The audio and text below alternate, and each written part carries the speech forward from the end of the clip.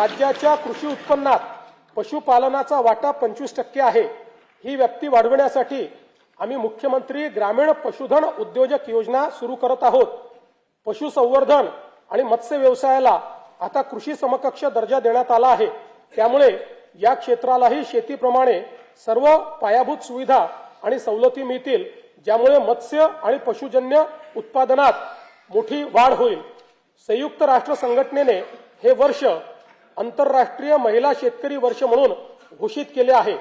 त्यानिमित्त महिला गोपालक, कुक्कुटपालक आणि शेळीपालकांसाठी आम्ही विशेष प्रोत्साहनपर कार्यक्रम राबविणार आहोत।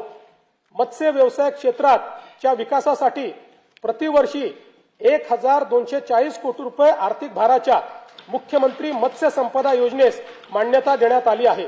या योजनेमुळे राज्यातील मच्छीमारांचे आर्थिक व सामाजिक विकासाबरोबरच पायाभूत सुविधा निर्मितीमुळे मत्स्य उत्पादनात वाढ होणार आहे।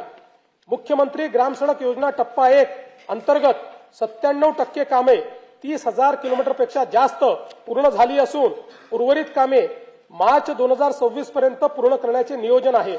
टप्पा 2 अंतर्गत 2450 किलोमीटर रस्त्यांची कामे पूर्ण झाली असून उर्वरित कामे प्रगतीपथावर आहे। आता आम्ही टप्पा 3 घोषित करत असून त्या अंतर्गत 23,000 किलोमीटर लांबीचे रस्ते व पुलांची कामे हाती घेण्यात येतील।